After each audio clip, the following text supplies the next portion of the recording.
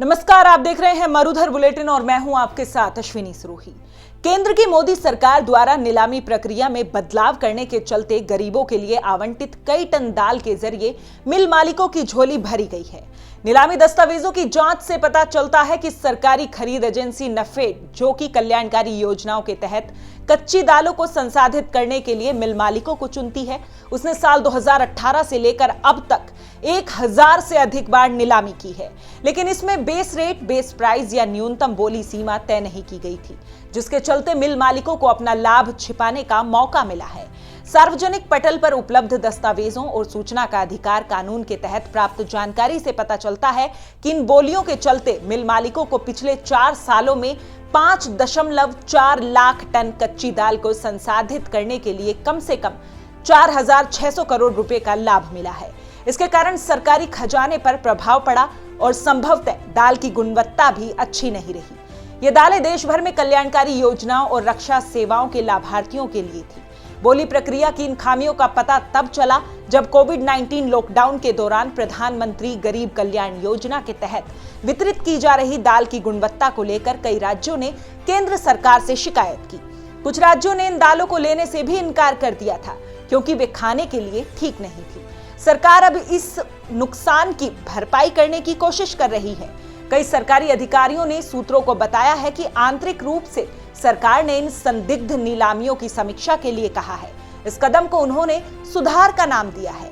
सरकार के प्रमुख शोध संस्थान central institute of post harvest engineering and technology ने भी नीलामी पर सरकार को एक रिपोर्ट भेजी है।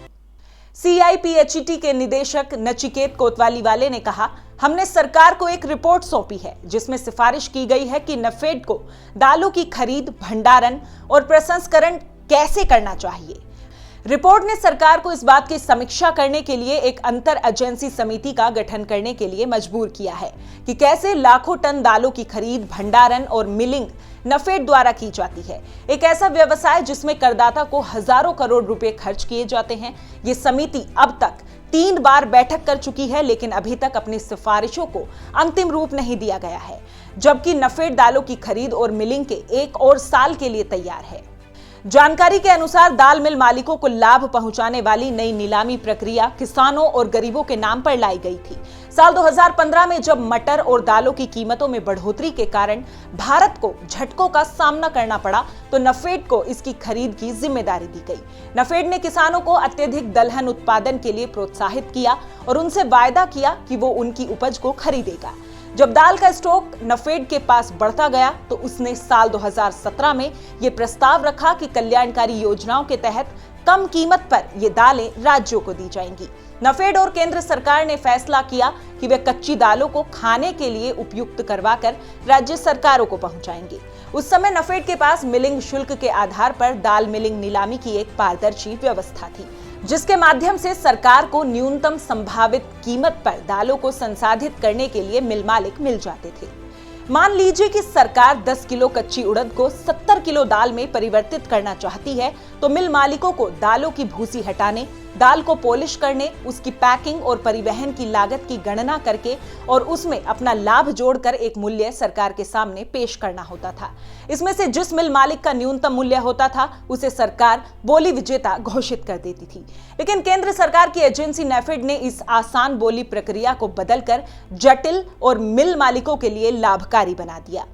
अब बोली लगाने वालों को दलहन की उपज और संसाधित कर दाल बनाने और उसे निर्दिष्ट स्थान पर पहुंचाने के लिए न्यूनतम संभावित मूल्य नहीं बताना होता, बल्कि इसकी जगह पर उन्होंने उच्चतम संभव आउटटर्न अनुपात या OTR बताना होता है।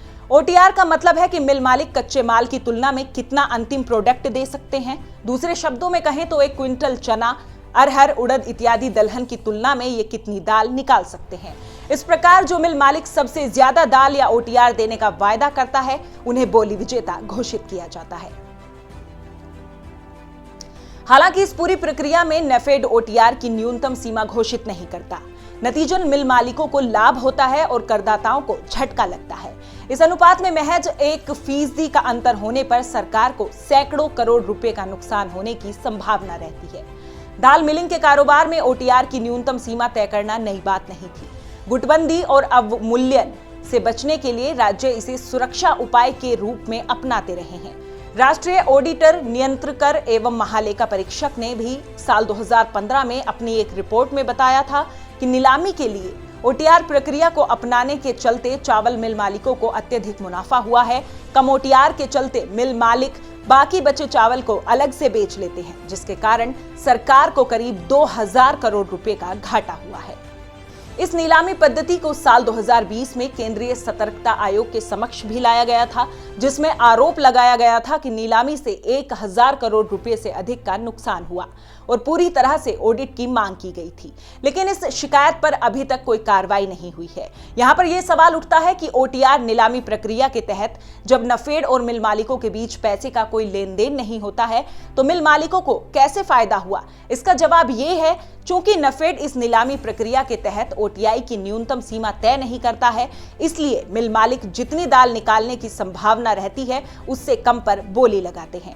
इस तरह जो अतिरिक्त दाल बचती है उसे वे बाजार में बेचकर अतिरिक्त लाभ कमाते हैं। ये जानने के लिए कि नफेड ने किस आधार पर ओटीआर बोली विजेताओं को चुना था, आरटीआई आवेदन दायर किए गए थे, लेकिन एजेंसी ने हाईकोर्ट के आदेश का हवाला देते हुए जवाब देने से इनकार कर दिया। कोर्ट का यह आदेश एजेंसी को सूचना मुहैया कराने से छूट प्रदान करता है। पीएमजीकेवाई के तहत खराब गुणवत्ता वाली दालों की आपूर्ति होने की खबरों के मद्देनजर मिलिंग नीलामी की समीक्षा शुरू की गई थी। इन शिकायतों को नए नीलामी नियमों से जोड़कर देखा जा सकता है, जिसने मिल मालिकों को अतिरिक्त लाभ देने का काम किया है। जब सरकारें कल्याणकारी योजनाओं के तहत अनाज का वितरण करती हैं तो लाभार्थियों तक पहुंचने वाले अनाज को किसानों से खरीदे गए उसी स्टॉक का माना जाता है। लेकिन बदले हुए नीलामी नियम मिल मालिकों को खुले बाजार से देश की खराब दालों की आपूर्ति करने और सरकार द्वारा प्राप्त स्टॉक को अपने व्यावसायिक उपयोग के लिए रखने की अनुमति देते हैं। इस तरह की तमाम खबरों के लिए देखते रहिए मरुधर बुलेटिन। नमस्कार।